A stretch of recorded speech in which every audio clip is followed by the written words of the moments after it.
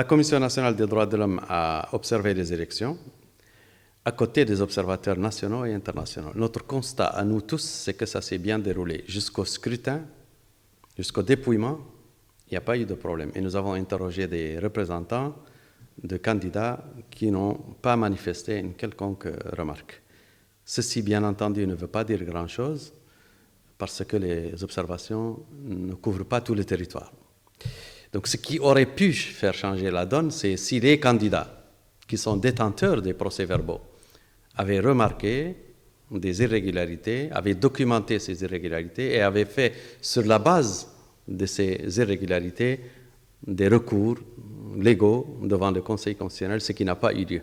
Bien sûr, l'opération a été facilitée par quand même, il faut reconnaître, une petite performance cette fois-ci et transparence de la CENI, c'est que les procès-verbaux sont publiés. Donc ça aurait pu faciliter la tâche. Et à partir du moment où il n'y a pas eu ces recours, on s'en tient à ce que les observateurs ont vu. Et comme je l'ai dit, les observateurs n'ont pas remarqué grand-chose. Je pense qu'à la suite de cela, en général, je parle de façon générale, pas de la Mauritanie. En général, après ceci, il y a deux positions. Il y a une position débile et stupide, et il y a une position sage. Je parle de façon générale. La position débile et stupide, c'est de ne pas reconnaître les résultats. Je ne pense pas qu'en s'abstenant de reconnaître les résultats, on va vous dire, ben voilà, donc alors on va vous introniser président, ou bien on va refaire les élections, ça m'étonne.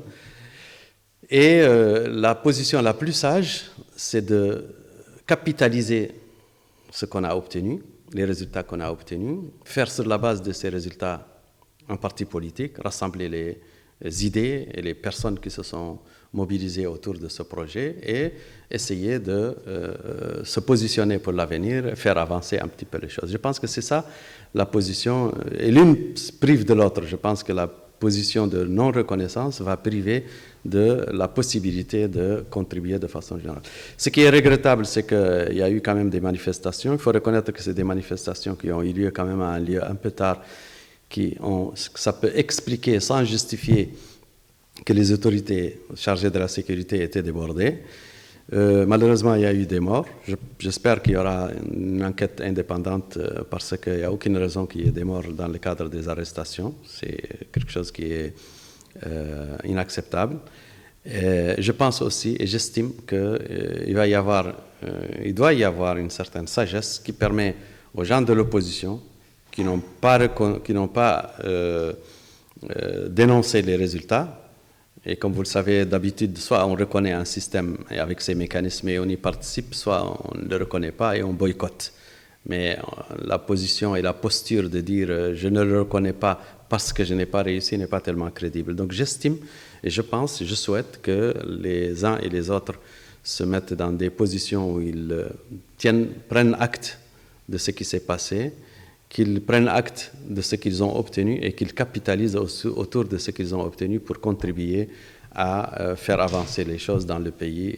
Je pense que c'est ça la solution la plus sage. Sur le plan des droits humains, naturellement, notre position a toujours été celle qui ne changera jamais. C'est le respect du droit à la liberté, du droit à l'expression, du droit à la manifestation, lequel doit se dérouler dans le respect des conditions de sécurité. Ils doivent être détenus dans de bonnes conditions. Et si c'est nécessaire, si ce n'est pas nécessaire, ils doivent être relâchés. S'il y a lieu, bénéficier de procès équitables.